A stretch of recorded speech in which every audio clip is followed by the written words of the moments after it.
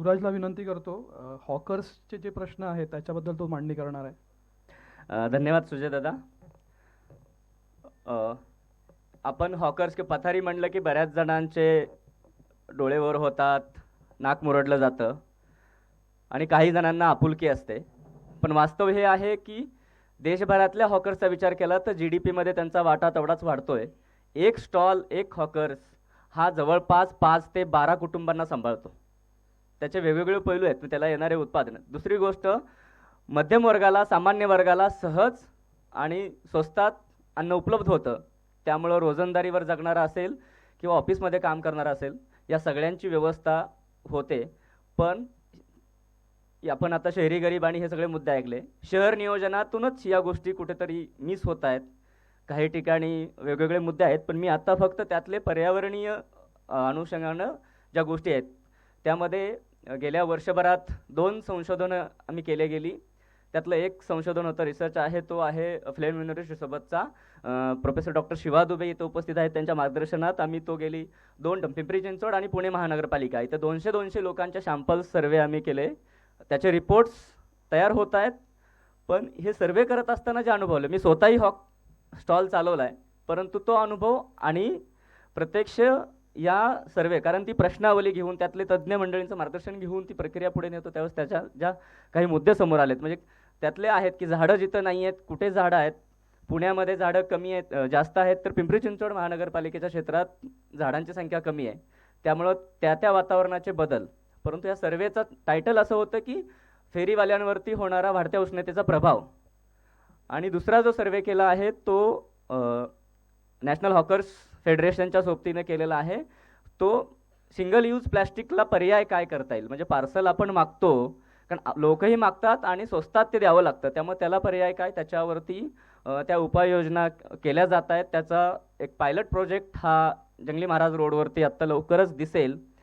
स्टीलच्या प्लेट किंवा ग्लास आणि याच्यातून आपल्याला अन्न मिळेल. पण ते स्वच्छता करण्यासाठीची पाण्याची उपलब्धता, त्यासाठीच्या स्वच्छतेची सवय आणि त्याचं ट्रेनिंग, या सगळ्यांचा भाग महानगरपालिकेच्या सोबतीनं हॉकर्स फेडरेशन आणि हॉकर संघटना आत्ता त्यांनी स्वीकारले. परंतु अजूनही ती जनजागृती जी व्हायला पाहिजे, ग्राहकांपासून ते वेंडर्सपर्यंत, स्टॉलधारकांपर्यंत.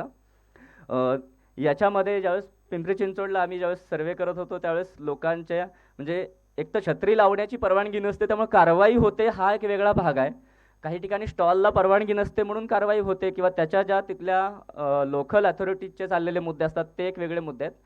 पण वाढती उष्णता ज्यावेळेस आम्ही समजून घेत होतो, तर गेल्या वर्षीच्या प्रमाणात यावर्षी वाढलेलं ऊन आणि त्याला फेस करण्यासाठीची जी अवेअरनेस पाहिजे असतो त्यांच्याकडे संसाधनं उपलब्ध करून देण्याची गरज असते. शासन दरबारी याची जी एक उदासीनता दिसते ती या मुद्द्यांमधून दिसून आली. कुठेच, म्हणजे अनेक ठिकाणी आम्ही विचारलं की तुम्हाला उष्णता वाढली आहे तर त्याच्याबद्दल काय करायचं, काय उपाययोजना करायच्या, त्या बाबतीत काही माहिती मिळाली आहे का, तर आम्हाला कुठेच, म्हणजे एकही उत्तर असं नाही आहे की आम्हाला मिळाली माहिती. म्हणजे काही त्रास झाल्यावर उष्णतेचा नेमकं कुठं जायचं, कुठल्या दवाखान्यात जायचं. म्हणजे पिंपरी चिंचवडला गेलं की वायसीएम हॉस्पिटल, पुण्यात आलं की ससून, ही नावं काही जणांना माहीत आहेत कारण ठराविक वर्ग तिथेच जातो कुठल्याही उपायांसाठी. पण तिथे होतात का, आपल्या जवळपास होतात का, नाही आहे का.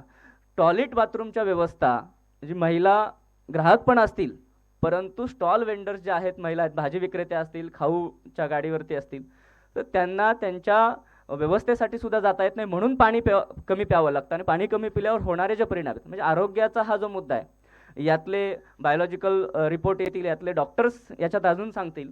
परंतु आम्ही त्यातल्या त्यात काय करायचं आपण आत्ता समजून घेऊन पुढे काय करणार ह्याकडे आम्ही जास्त लक्ष वेधलं.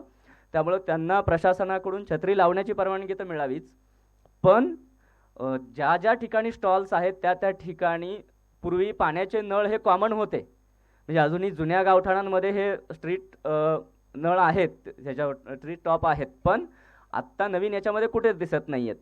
तर पाण्याची व्यवस्था बेसिक आणि त्यासोबत संडास बाथरूमची व्यवस्था, कारण ती व्यवस्था झाल्यानंतर वेंडर्सला पहिलं त्याची सुलभता होते, त्यासोबतच ग्राहकांना सुद्धा त्याची. कारण जर तुम्हाला स्वच्छ पाणी पिण्यास मिळालं तर प्लॅस्टिक बॉटलमधलं पाणी आपल्याला विकत घ्यायची गरज पडणार नाही.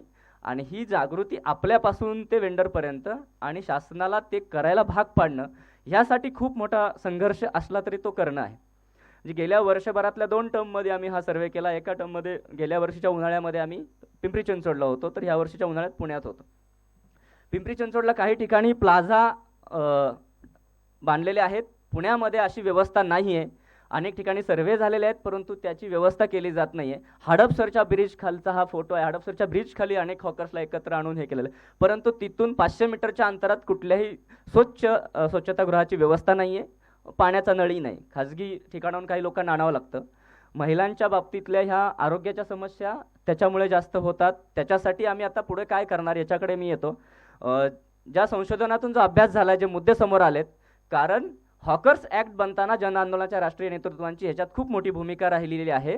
त्यामुळे जनआंदोलनाच्या राष्ट्रीय प्रक्रिया तर आहेच आणि अभ्यास करणारे घटक यांच्याकडून यातले जे रिपोर्ट्स घेऊन आम्ही महानगरपालिकेच्या अधिकाऱ्यांना, त्यासोबतच संघटना आणि लोकप्रतिनिधी यांनाही भेटणार आहोत आणि यातल्या ज्या काही अंमलबजावणीच्या गोष्टी आहेत त्यासाठी पाठपुरावा करणार आहोत.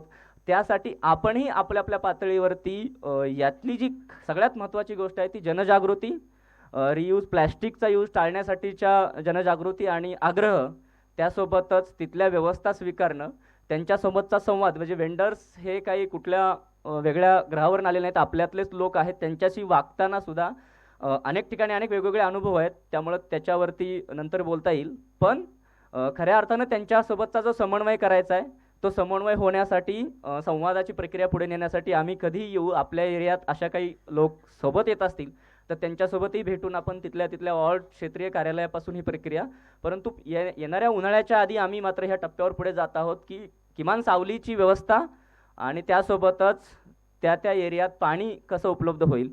हॉकर्स प्लाझा हे धोरणात्मक निर्णय आहेत, पण ते सुद्धा चिंचवडला होऊ शकतात तर पुण्यात का नाही, पुण्यात होऊ शकतात तर उस्मानाबादला का नाही. तर ह्या प्रक्रियेने आम्ही पुढे जात आहोत. आपणही सोबत असा याच्या खरं हा PPT आम्ही बनवणार होतो, परंतु वेळ आणि तो सगळा हा साचा साधायचा आहे, त्यामुळे मी इथे थांबताना एवढंच सांगतो की या सगळ्या प्रक्रियेमध्ये हॉकर्स हा या GDP मधलाही ग्रोथ आहे आणि आपल्या जीवनातलाही भाग आहे. तर त्याच्यासाठीच्या जनजागृतीमध्ये आपण नक्कीच सहभागी व्हा आणि शासनालाही आपल्याकडून पत्र गेली तर वाढत्या उष्णतेपासून कसं आपल्याला सुरक्षित ठेवायचं हे जनसामान्यांसह वेंडरला सुद्धा जनजागृती करताना मदत होईल. त्यासाठी पाठपुरावा करूया. शेवटी आज हे पुढे काय करायचं या सगळ्यांमध्ये ह्या सगळे मुद्दे येतीलच. मला वेळ दिली, मी जास्त वेळ घेतला असेल तरी क्षमस्व, पण मी इथेच थांबतो. धन्यवाद. जिंदाबाद.